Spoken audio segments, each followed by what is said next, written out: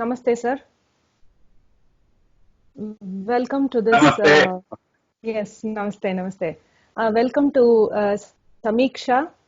This is a series of conversations that we at Anubhooti are launching.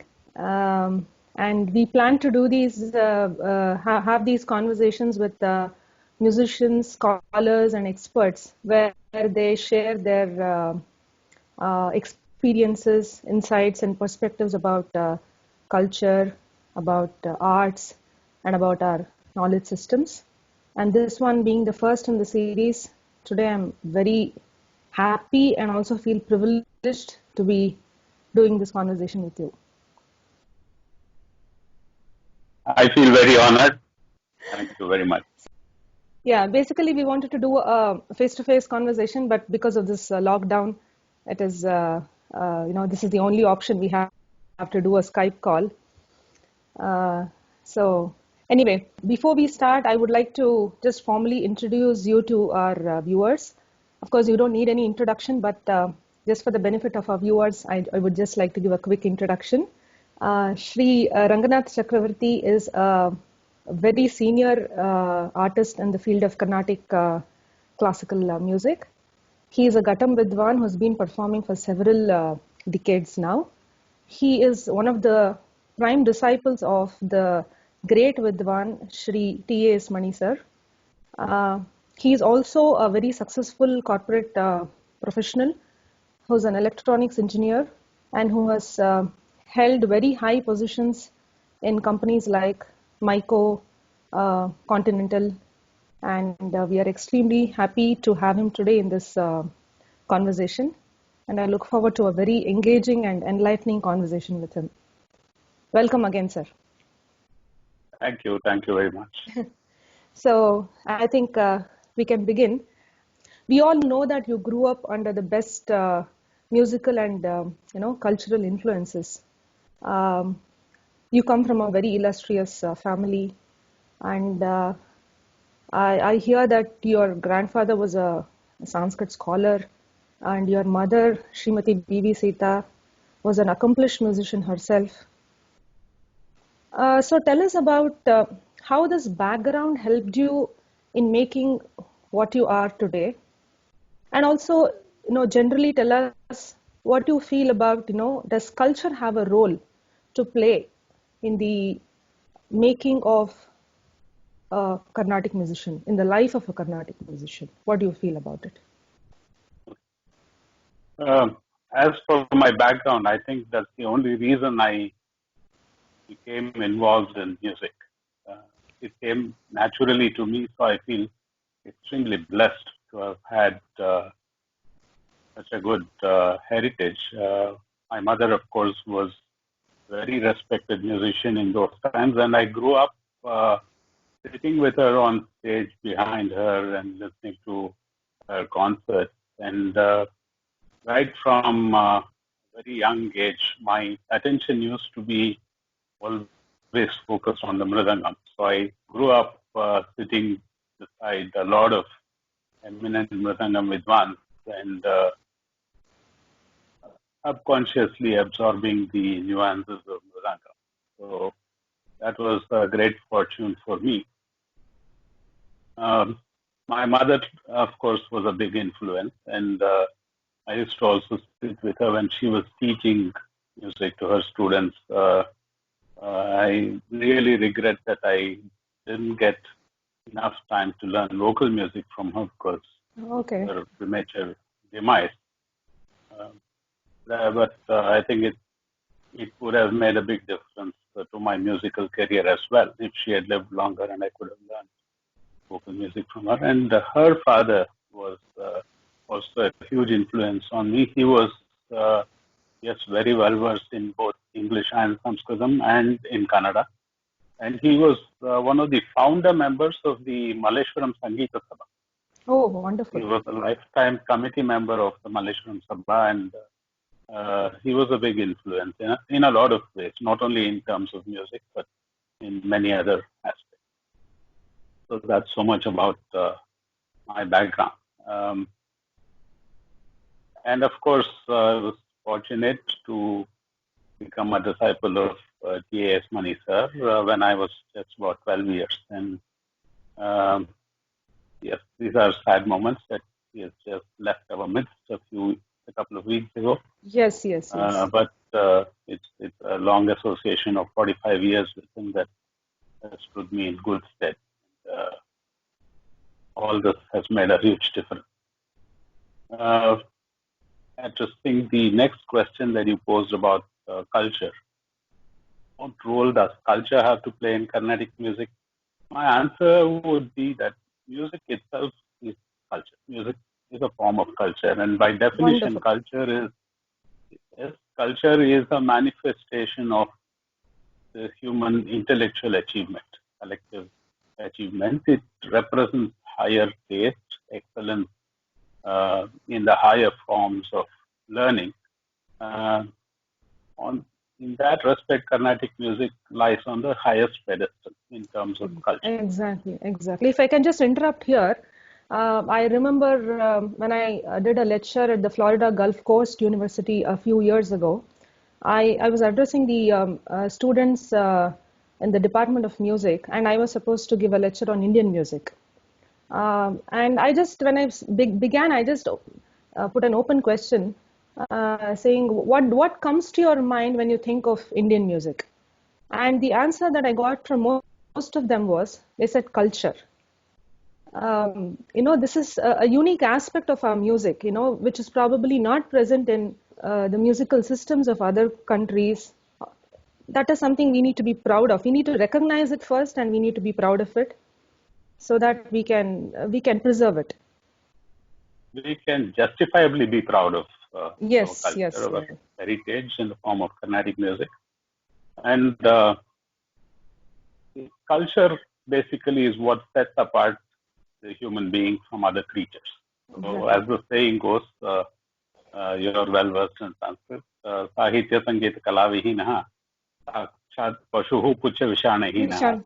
Exactly, exactly. The only thing that differentiates us from the tailed creatures is that element of culture, the higher refined taste and Exactly. aesthetic appreciation. In fact, a better term would be, samskara, what we say in our Indian languages, probably which fails to find a parallel, an equivalent word in English. It's a non-translatable. Yes, and it has controversial connotations in these times. When you Yes. talk about samskara, because Yeah. it's almost always associated with the caste system inevitably, but that's not the case. That's not Samskara the is case. Yes. what you, as we talk about Purva Janma Punya and Exactly. Exactly. from Purva Janma.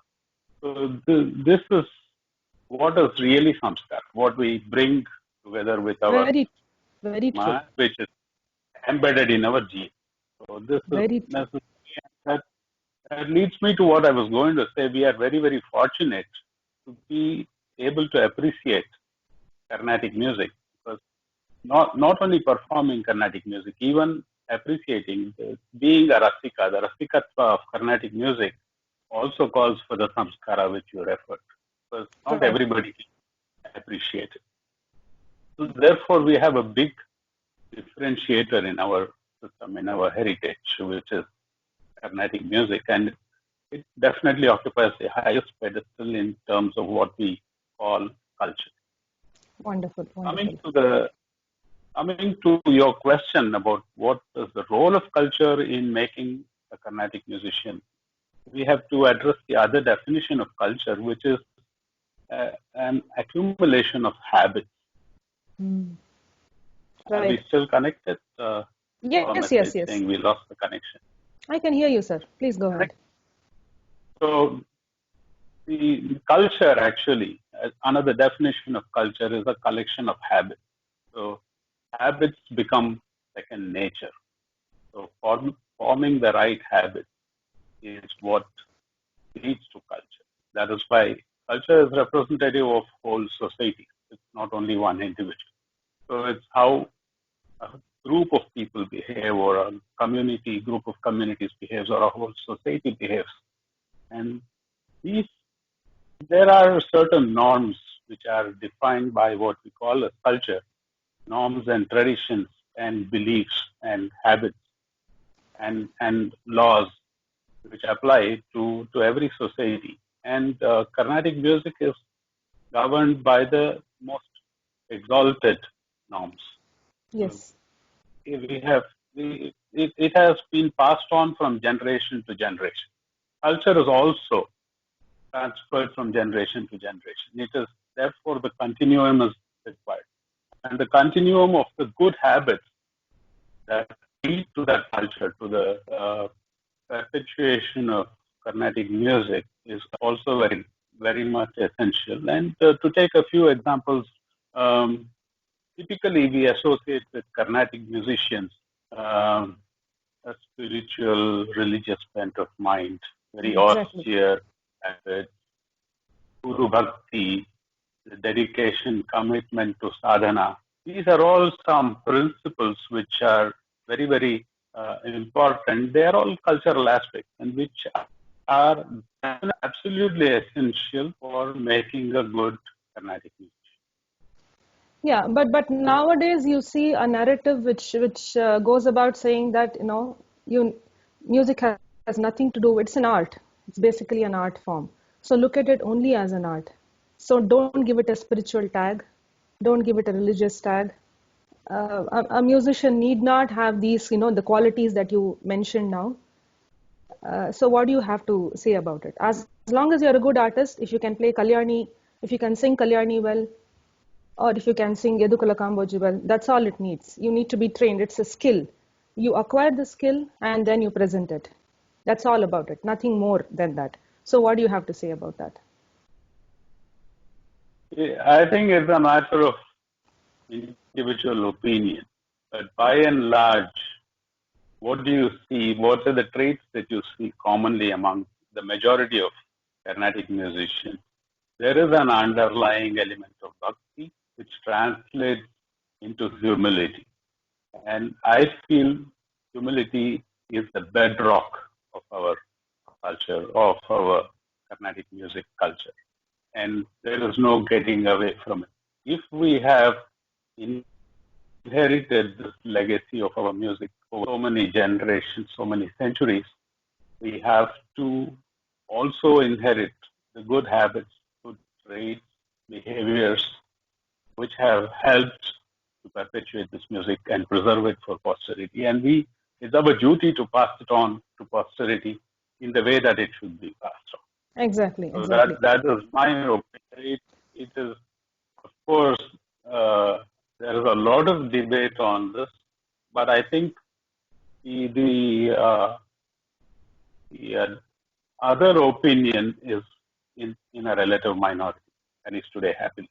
This is what Yes, very true. And if I can add a little bit to that, those who go about denying the role of culture and spirituality in music, probably they have it in them, as we also spoke about samskara coming from the Purva Janmas. So probably without their knowledge at their subconscious level, they are gifted with some amount of spirituality and that insightful depth, which they themselves are not able to realize. And this argument or this discourse saying that it has got nothing to do with spirituality and things like that is a short-lived one. Sooner or later they will realize. Thank you for bringing up that point. Yeah, and sooner or later they will decide. They will realize the value of it, right? Yes, for sure. Just to substantiate what you said, I have heard one particular musician who subscribes to the theory that you have been referring to. But when he sings like Kriti, like for example Janaki Pate, I have been moved to tears listening to him because element of bhakti, he might be in denial about it. Exactly, it makes you think, how can a person who's denying this fact can, move you so much with his rendition? It always makes you think, how can it be? It looks very contradictory. So how is it possible? So I think a lot of people can live with inherent contradictions. So that's the order of the day. Yes. There have been contradictions. in the Well past. said. Exactly, exactly. Very well articulated. Yes.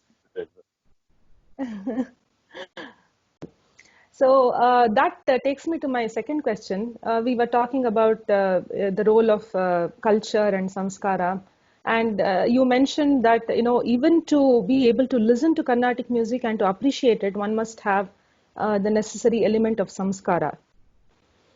So does it mean that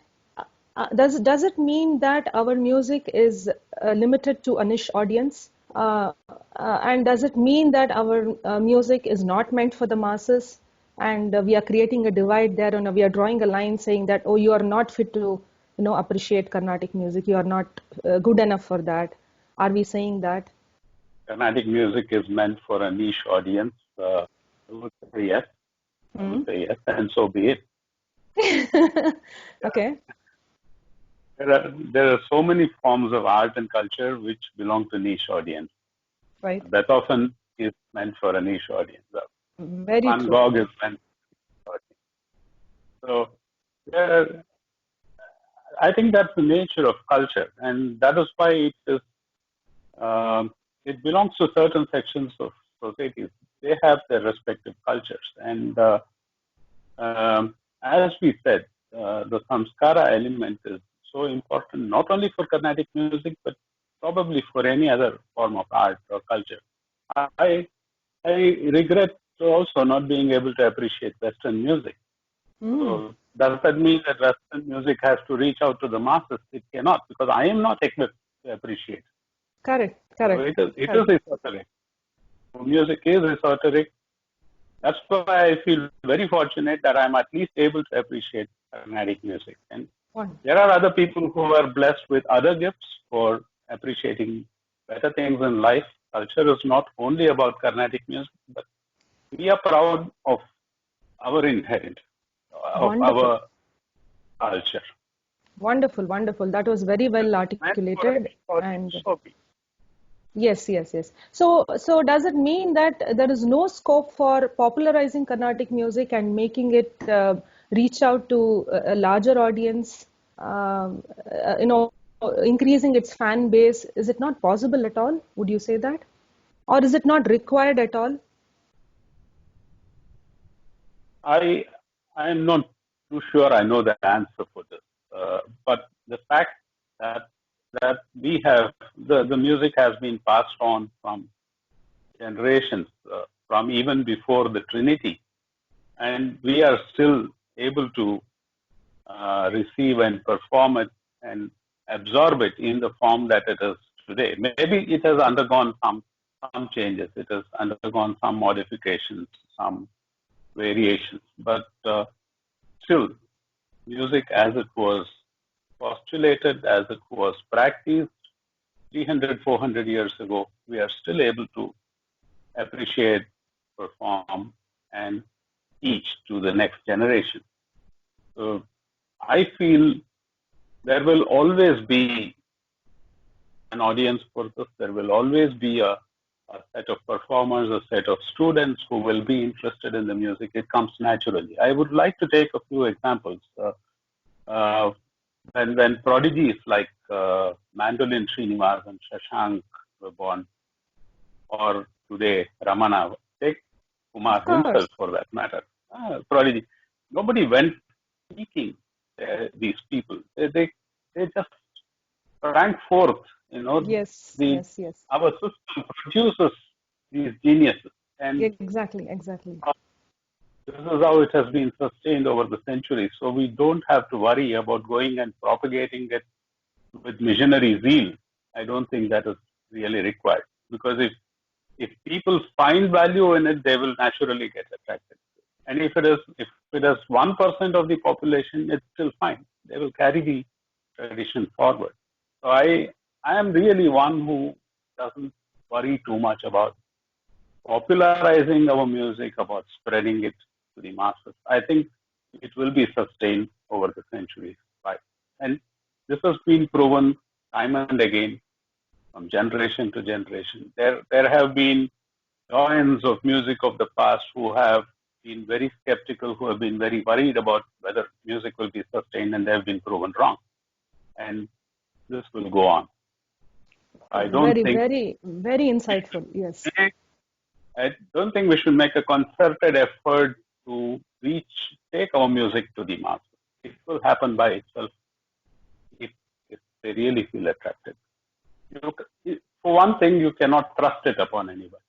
Yes. They have to feel naturally.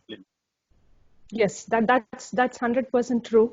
That goes with any rich system of art or even a knowledge system for that matter. Yoga can be trusted on people, Vedanta can be trusted on people, if it has to come from within. So if that interest is there, of course it will sustain, as you said. That's very true. So a connected question. You mentioned about doyens of the yesteryears. So you have had a career spanning several decades, and you have had a listening experience as well as a performing experience for several years now. And you have listened to some of the greatest masters of Carnatic music in the 60s, 70s, and so on. So what do you think the trend is going towards? Do you see a change between then and now? What are the merits and demerits of both these times, the past and the present? And how do you see the future shaping up in front of us? There are a lot of dimensions to this. I would like to refer to a conversation I had with PSN Mama some years ago. I addressed a similar question to him. He said, in my times, it was enough to have a repertoire of, let us say, 250 kritis. So I could keep on singing the same kirtane, the same ragam over and over again for 30, 40 years, and still it would be accepted. Today, the demands on the performing musician are much greater. So people have to develop a big repertoire, and in a limited span of time, it's not easy to do that, to commit so many compositions to memory. But at the same time, the value of our music lies in repeated sadhana, in repeated performance of the same raga. If you sing the same Shankarabharana 1,000 times, you will get 1,000 different experiences. Yes, same yes. Ariya, 200 times, you get 200 different experiences. So the involvement, the experience, the iteration of the compositions of the ragas, this is very, very important. I think in today's jet set age, all this is changing, and there is a proliferation of music. There is a lot of science in the music, but the anubhavam, the bhava aspect, the depth, soaking in the experience, I think that is getting diluted for the most part. There are many honorable exceptions, but for the most part, there is an emphasis on academic learning, on scientific learning and proliferation, but the quality or the intensity of the music has suffered, in my opinion. For example, I will cite my own experience. I have never seen Ayalur Krishnan, sir. But whenever Everani is sung by anybody, I can see Ayalur Krishnan in my mind's eye, because I grew up listening to the radio broadcast of that beautiful rendition. So it's etched in memory. That same intensity, that same recall you don't feel with later generation of musicians, today's younger musicians. And the attractions have changed considerably. Today's attractions are loud, exciting music, exhilarating music, far less of the experience that you can carry back home and the music ringing in your ears. I can still remember MS singing Saroja Dalanetri 1972 in a jam-packed Ram Mandiram at Karnataka Gankala Parishad. Right. But I can't say the same of a concert which I heard a couple of years ago. Right, So right, this right. very intensity, that anubhavam, I think, is Yeah, what. somewhere it fails to touch the core. Something is missing. Something that is inexplicable is missing, and that is where the difference lies between the music of the past and music of today. See, so much of our own experience of the music is related to the greats, to listening to them, to interacting with them. Recently, I had the good fortune of interviewing Sheshagopalan sir, and I asked him, "You are such a remarkable exception in this generation that I've never seen you referring to any memory aid, not Oh a my slip God, of paper, yes, not a." yeah, of course. And you have what a vast repertoire. How Yes, many yes. varieties of Oh compositions? my God, yeah, yeah, yeah. Yeah. And if you just refer Uh, to his recordings, the chunk of recordings, concert recordings, you just go through the items. So much of variety, so many composers and so many languages, so many different ragas and talas, and elaboration for different items and different. It's amazing the way he's repertoire and the way he's able to, as you said, the way he's able to present it on stage so effectively. Singing completely from memory. I think musicians of today need to take a leaf out of that, and that is Essentially, possible. Yeah, probably that's possible only when they look at music as a sadhana, as a lifelong a process, rather than music being concert oriented. I prepare for this concert. Next month I have a concert, so this is my list, and I'm going to prepare for that. So the outlook has to probably change. Music for music's sake rather than music for stage. So what do you have to say about that? Yeah. that may be true. That's because more and more people are taking to music as a means of livelihood. Um, some of them have given up lucrative careers and come and become full-time musicians.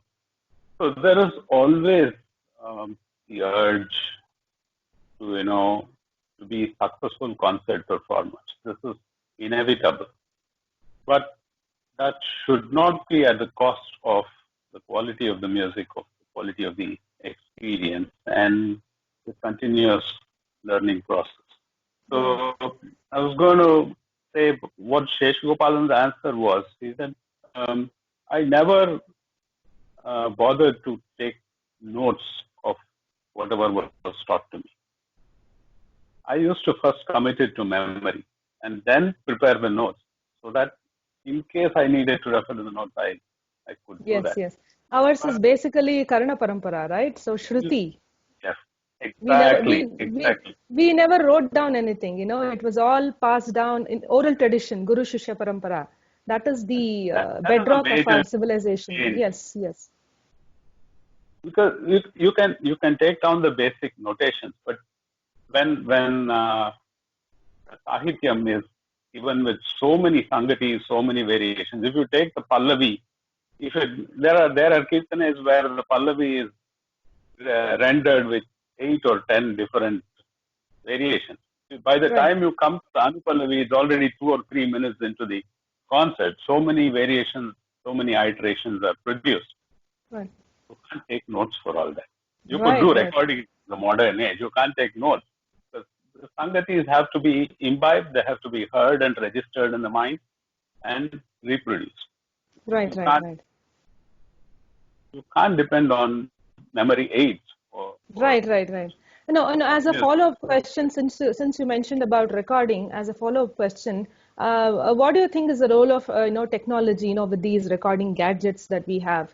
Do you think it's going to help you in your learning experience?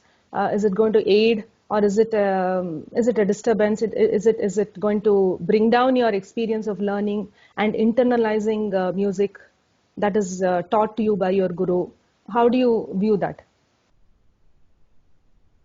As long as technology is used as an aid, as a supplementary uh, tool to enhance the learning, it is really beneficial. But if there is a dependence on technology and Exactly. all the learning happens only on account of the technology, then that's where the learning suffers. So Yeah. it's what we call in corporate parlance the backup. Backup. Uh, Yes. yeah, the backup slides we have in presentation, similar to that. So the Right. technology has to be a backup because not everybody is blessed with a memory like, let's say, Shesh Gopalan or MS Amma. MS Amma Right. sang probably hundreds of thousands of compositions, but I don't think anybody has seen her using a slip of paper Right. to Right. Right. Right. Right. Right. her composition. Yes. Yes. So, And uh, many of these, yeah, gurus who belong to the older generation, the old school of thought, they wouldn't let their students record. Um, uh, is there a reason behind it? What do you feel is the reason? I think the reason was only the fear that it would be misused for whatever purpose. But of course, the firm belief that, as you said, the Karna Parampara, and one has to be able to remember what one has heard and registered in the mind. So recording always uh, kind of postpones recapitulation of the learning. Yes.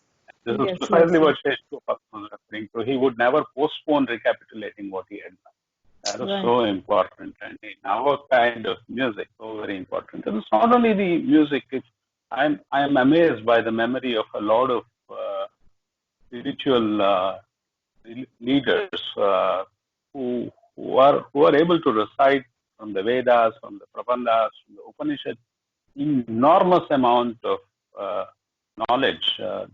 And I also really give want. cross references, without any delay. They're able to refer to a particular concept in the Bhagavad Gita and a parallel concept in Bhagavata, and they're able to give cross references so quickly. That is because, yeah. That's because of the concept of adhyayanam, doing a lot of research, doing a lot of studying.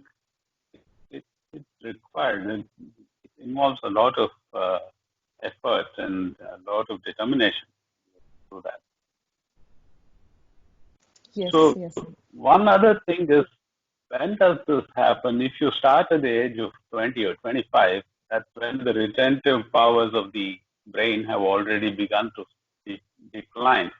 So Right. that's why it is always said that you have to catch them young and start Young.